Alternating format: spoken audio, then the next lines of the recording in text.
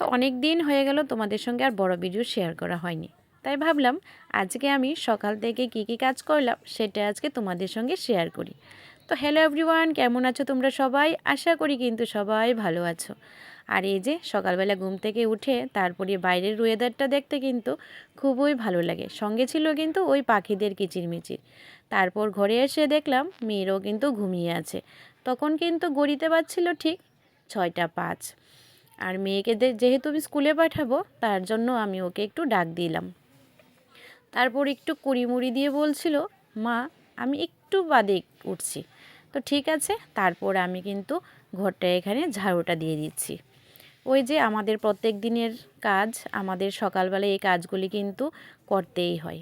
তারপর কিন্তু কাজের ফাঁকে মেয়েকে পাঠিয়ে দিয়েছিলাম স্কুলে। সেই ভিডিওটা তোমাদের সঙ্গে শেয়ার করা হয়নি, যেহেতু আমি ক্লিপটা নিতে পারলাম না, অনেকটাই দেরি হয়ে যাচ্ছিল, তাই মেয়েকে স্কুলে পাঠিয়ে দিয়েছি। আর এই যে দেখছিলে মাছগুলি, ওগুলি কিন্তু আমি ফ্রিজে রেখে দিয়েছিলাম, সেগুলি কিন্তু বের করে নিয়েছি। কেটে রেখেছিলাম সেই সবজিগুলো। আর এখানে দেখো, যেহেতু একটু শীতকাল আর এরকম হালকা ঠান্ডার মধ্যে কিন্তু উনুনে রান্না করতে কিন্তু বেশ ভালো লাগে। কার কাছে কীরকম লাগে আমি জানি না, কিন্তু আমার কাছে কিন্তু বেশ ভালো লাগে।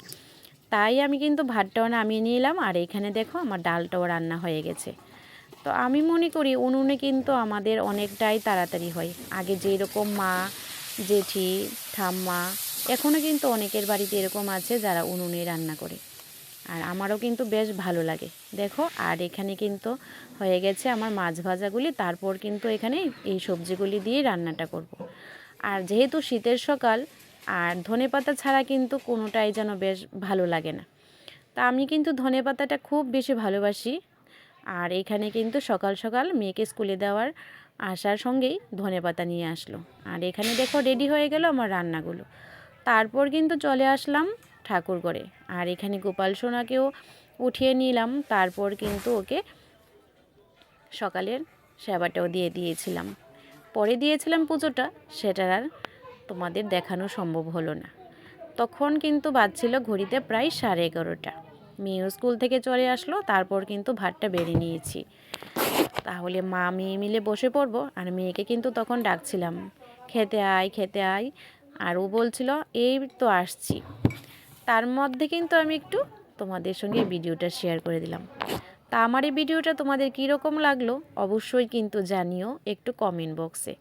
আর ভালো থেকো, সুস্থ থেকো তোমরা সবাই। আবার দেখা হবে কিন্তু পরের ভিডিওতে।